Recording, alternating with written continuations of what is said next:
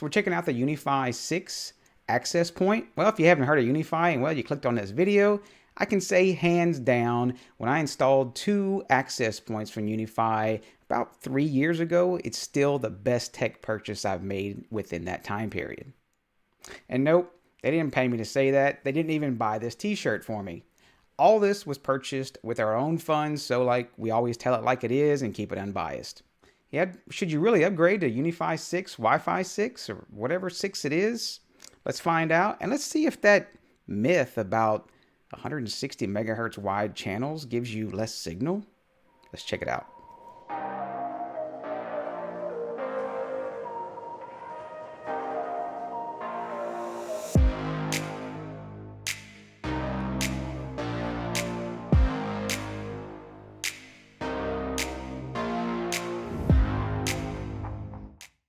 And I'll let you in on a little secret. The UniFi 6 long range was never meant to be called the long range.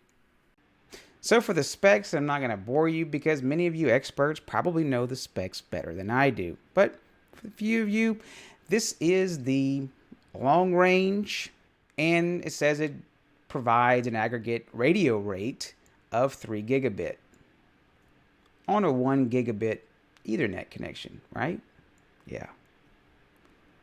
But yeah, this is radio rates. You get 4x4 MU-MIMO, means that many streams at different polarities can talk to multiple devices at the same time. It's good. Good stuff. And the OFDMA, that is part of the Wi-Fi 6. With Wi-Fi 6 devices, they can get additional bandwidth if it has a clean enough signal. And don't forget your 2.4 gigahertz guys. Yeah, there's a lot of IoT stuff out there. And there's 4x4 MIMO on that as well. One thing I do want to note is right here. It is, and I've probably talked about it as well, but I do want to bring it again because everybody likes to skip around in videos. And now you should watch them all the way through. Yeah, right. I don't expect you to do either. You do need 802.3 AT. That's typically, a lot of manufacturers will call that PoE plus. So your regular PoE switches will not power this, and you don't get the injector in the box, so don't count on that. And we'll leave the link to this page here where you can purchase them right off of Ubiquiti's store. That way you have your warranty, etc. They are pre-order because of everybody's buying these things up, but it's well worth it. They call this the long range, but according to some FCC documents, it was not intended to be the long range, possibly due to the Wi-Fi 6E. So this is a very big access point compared to some of the nanos or the previous LR. And there's very good reason of why it's bigger. So you do get the little UniFi 6 kind of ghosted in there. So one thing on the back, I did want to point out that some people may not be aware of. This is 802.3 AT. So that's going to need a PoE plus switch. And of course, it does show the long range on the back. And you do get the little weather resistant little rubber plug here that goes on the back. You're going to have your reset button and your PoE in. And in the box, a little bit different. You're going to have this little metal plate for doing your mounting compared to the previous LR. Without getting the big glare on here, they have all the little different bolt holes or screw holes and have them labeled on here for hooking up to all the various junction boxes, etc. It's like a template, and you do get a little level built into it. Thinking this is the drop ceiling plate that they've shipped before. And you do get the hardware kit. What's in here? So in the hardware kit, pretty cool layout. You got all your little screws. Nice little touch there, all in foam for doing all the things. So you'll notice there's nothing else in here. There's no PoE injector. You will need to supply your own PoE plus connection to the AP. So you can see this is the previous model ACLR, which does work pretty well. I've run 2 of them, been running them for a couple years. It's a little bit thicker compared to the other one.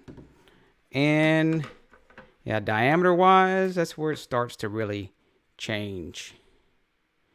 So it's not a dramatic difference, but it is quite a bit larger, and there's definitely a lot more weight to it.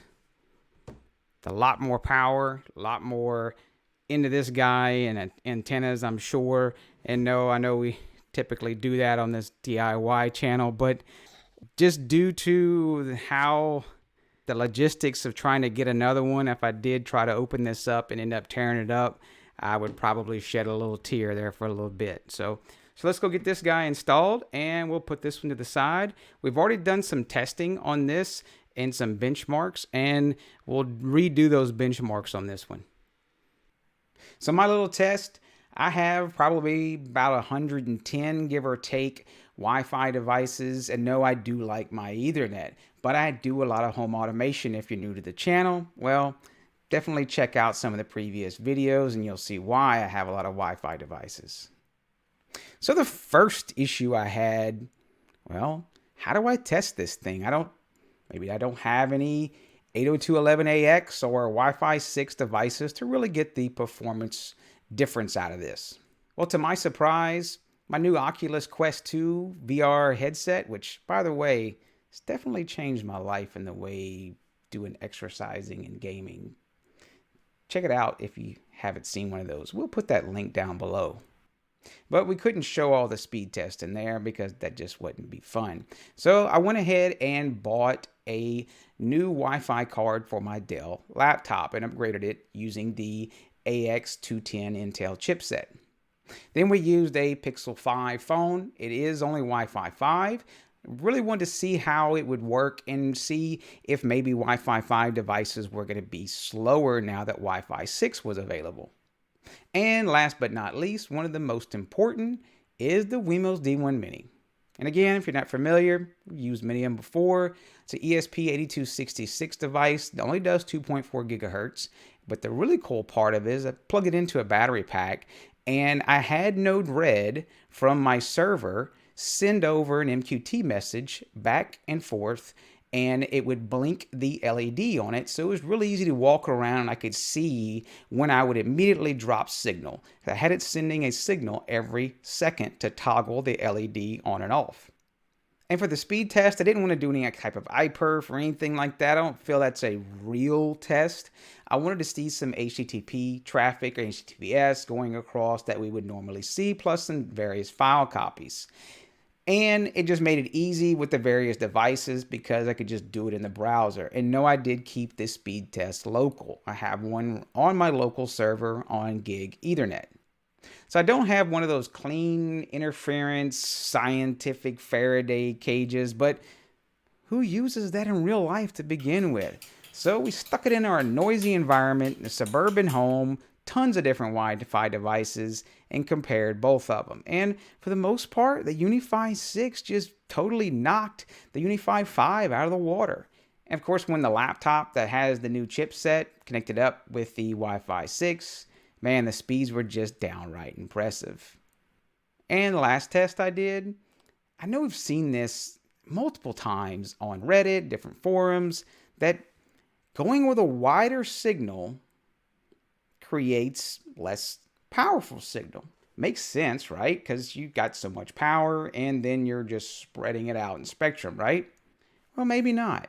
Because all the other companies and even the cell phone companies, you know, when they go from a 5 megahertz LTE signal, they want to go to a wide 20 megahertz.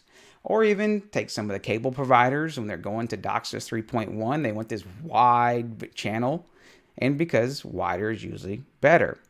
And what did I find? Actually quite the opposite. I didn't find that the signal really dropped or anything, you know, looking at the raw numbers, but I did find that speeds were up on the devices that could use that additional bandwidth. And even I could go further from the access point, have a usable signal because now that they can get further away, there's a wider signal, a little more bandwidth to hang on to, and well, things just work. That was really surprising to me. Even when I saw the Wemos D1 Mini, I was able to walk a little further with it. And I don't get that one because the ESP8266 doesn't do 40 megahertz. Maybe we'll check it with the ESP32. It does 40 megahertz and see the difference. But now that's another video. This one's already too long. I probably rambled too much and probably bored you, and many of you probably already clicked off of it. So, well, should you buy it? Should you upgrade? That's if you have a lot of Wi-Fi devices, and if you're trying to, I had some issues with the CPU usage getting up on some of my access points, and this is kind of why I jumped into there. Probably so. They currently, as the recording of this video, they are on pre-order, and I will say I'm very impressed with this device. And definitely if you're jumping into this brand new UniFi, absolutely. Take the time to wait for the pre-order to be done and get your device in. You'll be glad you did that and bought the Wi-Fi 6. So I appreciate all the Patreon subscribers. It definitely helps bring new products and different things to the channel, just like this one here. If you hadn't checked out the channel before, I do appreciate you hanging around this long. Sometimes we leave a little outro video that's kind of a surprise. And y'all take care. Is it straight? Oh yeah. Oh yeah.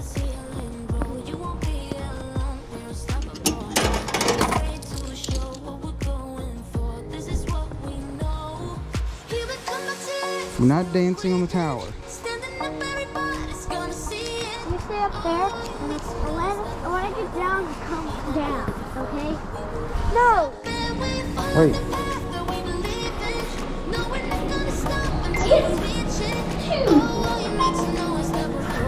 Where's the girl?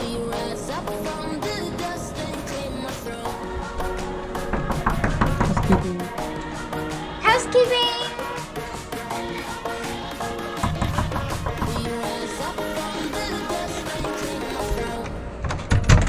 Stop. Somebody's in the room next to us.